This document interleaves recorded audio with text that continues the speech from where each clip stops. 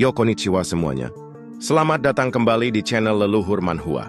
Jadi di video kali ini kita akan ngelanjutin pembahasan manhwa yang berjudul Gak Ngapa-Ngapai dan Menjadi Overpower. Sebelum mulai ke videonya, buat kalian semua yang mau Mimin semakin semangat buat uploadnya, jangan lupa tinggalin subscribe, like, dan komentar kalian sebagai bentuk apresiasi dari kalian. Karena semakin ramai interaksi dalam video ini, sudah pasti bakal bikin Mimin jadi semakin rajin upload juga. Jadi jangan lupa komentar meskipun itu cuma emoticon. Ya udah nggak usah lama-lama, kita langsung aja yuk gas ke videonya. Ngelanjutin part sebelumnya, di mana Mr. Wang berencana untuk mengambil alih sekte besar. Master sekte pun tidak setuju dengan rencana dari Mr. Wang. Karena kalau Mr. Wang memulai perang antar sekte, itu bisa menarik perhatian Tanah Suci. Ngedengar hal itu, Mr. Wang pun setuju dengan perkataan Master sekte. Mr. Wang pun memberikan kode kepada sistem. Apakah ada solusi lain untuk bisa menyelesaikan masalah yang ada di sekte Spirit Sword? Menyadari kodean dari Mr. Wang, sistem pun langsung memberikan hadiah berupa Purple Mansion Immortal Stone kepada masternya. Melihat benda yang ada di tangannya waktu itu, Mr. Wang pun bertanya apa fungsi dari batu yang diberikan oleh sistem.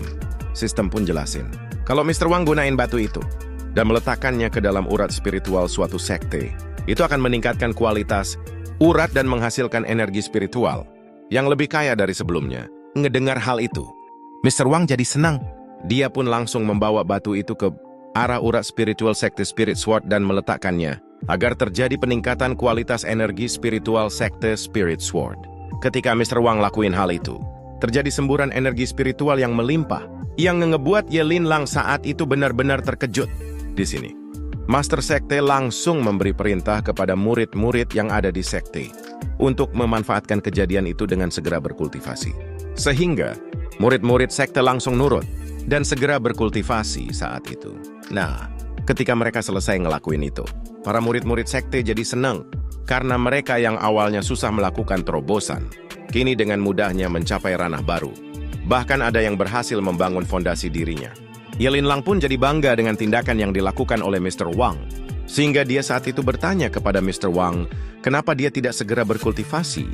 Selagi energi spiritual di sekte Spirit Sword sedang melimpah keluar, Mr. Wang pun bilang, kalau berkultivasi sendiri itu tidaklah efisien. Dan lebih mantap kalau berkultivasi berdua bersama Ye Linlang, yang ngebuat Ye Linlang dan ngedengar hal itu jadi tersipu malu. Dan menyuruh Mr. Wang untuk menunggu malam hari saja. Qing Yao yang ngedengar perkataan Mr. Wang saat itu juga tersipu malu. Sehingga dia saat itu berpikir, kalau dia juga ingin berkultivasi ganda dengan Mr. Wang. Keesokan paginya, terlihatlah wajah tenang dan santai dari Mr. Wang yang telah selesai melakukan duel kultivasi bersama Ye Linlang. Sambil dipeluk oleh sang istri, Mr. Wang pun berpikir bahwa duel kultivasinya tadi malam sangatlah menyenangkan. Beberapa saat kemudian, Mr. Wang dan Ye Linlang pun bangun dari tidurnya. Di sini, Mr. Wang pun nanya ke istrinya, kenapa istrinya bangun pagi sekali hari itu? Ye Linlang pun bertanya, apakah suaminya itu lupa kalau hari itu Ye Linlang harus kembali ke keluarganya? Ngedengar pertanyaan itu, Mr. Wang jadi sedikit panik. Dia pun bilang kalau dia tidak mungkin ngelupain hal itu. Di sini, Ye Linlang kembali bilang kepada suaminya, karena Ye Linlang sebelumnya telah menaklukkan 6 negara. Dia harus segera kembali ke dinasti Sheng-nya. Karena sektenya saat ini belum stabil. Ditambah lagi, Ye Linlang masih punya beberapa urusan negara yang perlu dia tangani juga.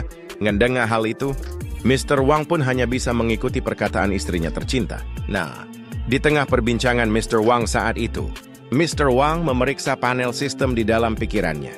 Di sini, dia pun melihat bahwa tubuh meritnya Mr. Wang turun begitu banyak. Paniklah Mr. Wang saat itu. Sehingga dia langsung nanya ke sistem, kenapa merit bodinya bisa turun sebanyak itu? Sistem pun jelasin bahwa itu adalah hal yang lumrah terjadi karena Mr. Wang sebelumnya telah melakukan beberapa pertarungan. Kalau Mr. Wang mau merit bodinya, Mr. Wang hanya perlu mengumpulkan lebih banyak merit point. Ngedengar hal itu, Mr. Wang jadi kecewa karena peraturan yang dibuat oleh sistem tidaklah masuk akal. Sistem pun bilang, kalau tubuh merit Mr. Wang telah mencapai tahap Great Emperor nanti, itu tidak akan serumit seperti yang sekarang. Sehingga Mr. Wang yang ngedengar hal itu langsung berpikir untuk membuat berita besar di dinasti Sheng agar bisa mendapatkan lebih banyak poin merit. Di sisi lain, di tempat yang gak dijelasin ada di mana, terlihatlah leluhur dari sekte Xuan Yu yang bernama Chu Tianchen sedang menemui seseorang yang dia panggil leluhur. Leluhur itu bernama Fan Dongman. melihat keberadaan Tianchen. Dongman pun bilang, terakhir kali kau menyerbu dinasti Sheng. Kenapa kau tidak mengawasinya? Sehingga aku dengar, kalau keperawanan Ye Linlang telah diambil. Mendengar hal itu, Tianchen merasa bersalah. Dia pun bilang, kalau semua itu adalah kesalahan dirinya. Dan meminta leluhurnya itu untuk menghukum dirinya. Dongfang pun menolaknya, karena itu bukan wewenangnya untuk menghukum si Tianchen. Di sini, Dongfang juga bilang, meskipun mereka tidak mendapatkan keperawanan Ye Linlang, mereka tetap perlu menangkap Ye Linlang untuk digunakan sebagai tungku kultivasi. Ngedengar rencana itu, Tianchen pun bilang bahwa saat ini, dinasti Sheng memiliki sekutu yang sangat kuat. Dongfang pun bilang bahwa dia sendirilah yang akan bertindak langsung untuk menangani sekutu kuat yang dimiliki oleh dinasti Sheng. Sehingga, dia meminta Tianchen untuk segera mengumpulkan pasukan untuk melakukan ekspedisi. Tianchen jadi panik ketika melihat aura yang meledak-ledak dari Dongfang. Dia pun langsung mematuhi permintaan leluhurnya dan segera pergi dari tempat itu. Ketika dia sudah keluar, ketika Tianchen sedang berjalan ke suatu tempat, dia pun berkata di dalam hatinya, orang-orang tua ini tamak. Bedik sekali merusak para menteri dan jenderal dinasti. Sekarang aku harus pergi ekspedisi sendiri, dan aku harus menemukan orang itu, agar aku bisa meminta bantuan darinya. Sedangkan di sisi lain, di dinasti Sheng, terlihatlah para warga dinasti saat itu menjadi senang melihat pemimpin mereka telah kembali dari bulan madunya. Mereka pun memuji-muji Mr. Wang dan juga Ye Linlang, sambil berterima kasih karena telah menyelamatkan mereka dari bencana yang datang selama ini. Melihat masternya dapat pujian, sistem pun bilang bahwa masternya itu telah memperoleh banyak merit point. Kemudian, ketika mereka telah sampai ke dalam istana, mereka berdua disambut oleh Grand Advisor bersama dengan menteri-menterinya. Grand Advisor pun bilang ke Ye Linlang bahwa banyak hal yang menunggu keputusan Ye Linlang saat ini. Mendengar hal itu, Ye Linlang pun mengiyakannya, karena dia tahu kalau negaranya tidak bisa bergerak tanpa adanya pemimpin. Kemudian, setelah mereka berdua sampai ke tempat singgasananya, banyak tugas yang langsung diberikan oleh menteri-menteri Ye Linlang. Dari permasalahan banjir yang melanda wilayah selatan, sampai kejadian-kejadian lainnya yang menimpa dinasti Sheng. Melihat menumpuknya pekerjaan si istri, Mr. Wang jadi bosan sendiri. Dia tidak menyangka bahwa pekerjaan istrinya sangatlah banyak. Beberapa saat kemudian, semua pekerjaan Ye Linlang telah selesai dikerjain. Yang ngebuat Mr. Wang saat itu merasa sangat senang, karena akhirnya pekerjaan yang harus dia tangani telah selesai. Di sini, Mr. Wang pun berjalan-jalan di koridor yang ada di dinasti Sheng. Sistem pun nanya, mau pergi kemana masternya saat itu. Mr. Wang pun bilang bahwa dia mau menepati janjinya dengan Grand Advisor. Sehingga dia saat ini mau mengunjungi penjara langit dan melihat Juexin yang dia tangkap sebelumnya. Sesampainya di depan penjara langit, Mr. Wang disambut oleh Grand Advisor yang ada di sana. Mr. Wang pun meminta Grand Advisor untuk tidak formal dan memintanya untuk mengantar Mr. Wang menemui si Juexin. Ketika di dalam penjara langit, terlihatlah banyak penjahat-penjahat kelas berat yang sedang dipenjara. Bahkan, ketika Mr. Wang lewat waktu itu, ada penjahat kelamin yang menggoda si Mr. Wang. Jijiklah Mr. Wang ngedengar ucapan itu, sehingga dia langsung menatap sinis ke cowok najis itu dan nanya, apakah dia mau dipukuli sampai mati? Mendengar hal itu, si cowok najis langsung panik. Dia pun langsung diam dan gak berani lagi menggoda si Mr. Wang. Setelah berjalan cukup lama, Mr. Wang pun akhirnya sampai ke ruang tahanannya si Juexin. Grand Advisor pun meminta Mr. Wang untuk hati-hati, karena Juexin sangatlah berbahaya. Mr. Wang meminta Grand Advisor untuk tenang, karena dia bisa mengatasi si Juexin kalau dia buat kekacauan nanti. Kemudian, ketika Mr. Wang berjalan masuk ke dalam, dia pun menemukan Juexin yang sedang terduduk diam di tembok, sambil diikat dengan tali. Tidak melihat pergerakan dari Juexin, Mr. Wang jadi khawatir. Dia pun langsung ngecek, apakah si Juexin masih bernafas. Mr. Wang pun mencoba menyentuh semua bagian tubuh dari si Juexin, sehingga pada akhirnya, ketika Mr. Wang mau mengecek detak jantung si Juexin, Juexin langsung tersadar dan langsung menatap sinis ke arah Mr. Wang. Juexin di sini pun meminta Mr. Wang untuk melepasin dirinya, agar dia bisa membunuh Mr. Wang saat itu juga. Tentu saja Mr. Wang nolak permintaan itu.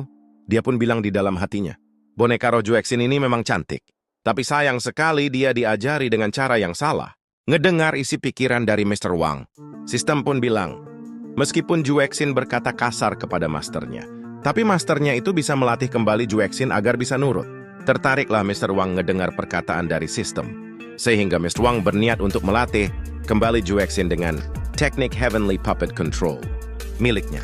Nah, di saat Mr. Wang sedang memahami isi dari buku Heavenly Puppet Control, Juexin terus Yaping tidak jelas kepada Mr. Wang. Ketika Mr. Wang sudah paham dengan isi teknik itu, dia pun ingin langsung mempraktekkannya kepada Juexin. Tapi sebelum itu, Mr. Wang pun mencari tahu di mana letak segel pengendali boneka, roh yang terpasang di dalam tubuh Juexin. Mr. Wang pun terus mencari-cari lokasi dari segel itu, sehingga pada akhirnya, Mr. Wang pun menemukannya. Langsung ditancapkanlah tangannya Mr. Wang ke dalam mulut si Juexin, yang ngebuat Juexin saat itu tidak bisa berkata apa-apa. Setelah dirogoh-rogoh begitu dalam, Juexin pun tiba-tiba mendesah. Di sisi lain, ketika Mr. Wang sedang ngelakuin itu, terdapat seorang wanita yang sedang diikat di dalam penjara. Menyadari ada yang mengganggu segelnya, wanita itu pun bertanya-tanya, siapa orang yang berani mengganggu segel yang telah dia pasang ke dalam Juexin? Ngomong-ngomong, nama wanita rambut merah ini bernama Yin Mei Niang. Ketika si Mei Niang memikirkan hal itu, Tian Chen pun datang dan nanya ke Mei Niang, apa rasanya di penjara selama bertahun-tahun. Melihat keberadaan Tian Chen, Mei Niang tertawa kecil. Dia pun bertanya, apa tujuan Tian Chen datang menemui dirinya? Tian Chen pun bilang, kalau dia datang untuk membebaskan Mei Niang keluar dari penjara. Tentu saja Mei Niang tidak percaya hal itu. Dia pun bilang, aku tidak percaya dengan kata-kata dari pencuri tahta. Jika bukan karena aku kasihan pada boneka roh kuno itu, aku sudah membunuhmu sejak lama. Ngedengar hal itu, Tian Chen jadi kesal. Dia pun langsung melakukan sesuatu kepada Mei Niang, yang ngebuat Mei Niang saat itu langsung berteriak kesakitan dan meminta Tian Chen untuk menghentikan tindakannya. Ngedengar hal itu, Tian Chen pun bilang bahwa Juexin telah dicuri dan dia ingin Mei Niang membantu dirinya untuk membunuh sialan yang telah mencuri Juexin dari tangannya. Kalau Mei Niang ngelakuin hal itu, dia berjanji akan mengembalikan kebebasan Mei Niang saat itu juga. Ngedengar hal itu, Mei Niang pun langsung setuju, sehingga Tian Chen yang ngedengar persetujuannya langsung pergi ninggalin ruang tahanan itu. Di sisi lain, kembali ke tempat Mr. Wang berada.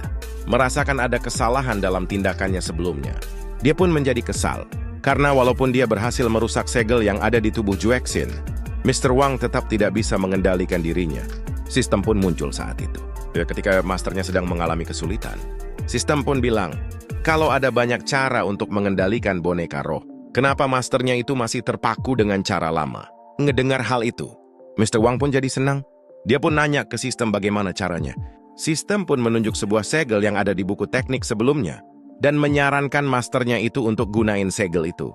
Mr. Wang pun langsung setuju, dan langsung bersiap untuk gunain segel itu kepada Juexin. Kemudian, ketika Mr. Wang ngelakuin hal itu, tiba-tiba muncul aura kekuatan yang sangat kuat menjalar ke arah langit, yang ngebuat orang-orang dari dinasti Sheng seketika jadi panik. Bahkan saat itu, Yilinlang juga jadi khawatir, sehingga dia saat itu bertanya-tanya, apakah terjadi masalah di dalam penjara langit dinasti mereka. Kembali ke tempat Mr. Wang.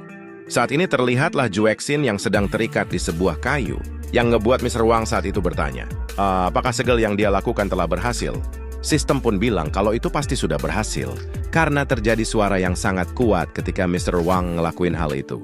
Nah, ketika sistem dan Mr. Wang berbincang saat itu, Juexin membuka matanya dan melihat keberadaan Mr. Wang di hadapannya.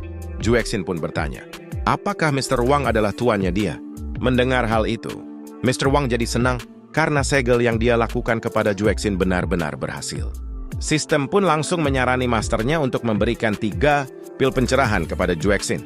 Mr. Wang pun langsung setuju dan ngeberikan pil itu kepada Juexin. Ketika Mr. Wang ngelakuin itu, tiba-tiba Juexin merasakan rasa nikmat yang mendalam di dalam tubuhnya, sehingga dia saat itu ngedesah melihat hal itu. Mr. Wang jadi kembali senang, dan dia pun bilang kalau mulai hari itu, nama Juexin dia ganti menjadi Wu Xuanji, dan Mimin akan ngikutin alur ceria manhwanya dengan mengganti nama Juexin menjadi Xuanji. Nah, setelah Mr. Wang bilang gitu, dia pun langsung lepasin ikatan yang ada di tangannya Xuanji.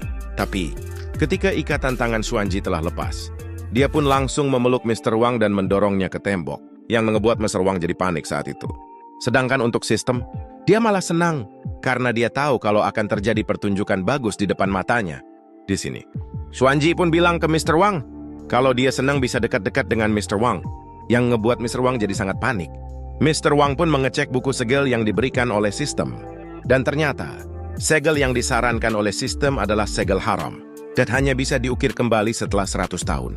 Melihat hal itu, Mr. Wang pun jadi makin panik. Dia pun nanyak, apakah sistem telah menjebak dirinya. Sistem pun buang badan saat itu. Dan bilang kalau dia tidak tahu soal segel yang dipilih oleh si Mr. Wang. Sialan emang nih sistem. Padahal udah jelas-jelas dia yang bantu milih segel untuk digunain Mr. Wang. Sekarang dia malah buang badan dan pura-pura tidak tahu. Di sini, Xuanji pun bilang kalau tubuhnya merasakan panas saat ini. Sehingga dia meminta bantuan Mr. Wang untuk ngeredain panas tubuhnya. Dan chapter kali ini ditutup sampai di sini aja. Oke lah, sampai di sini saja alur cerita dari gak ngapa-ngapai dan menjadi overpower. Sampai jumpa di video selanjutnya.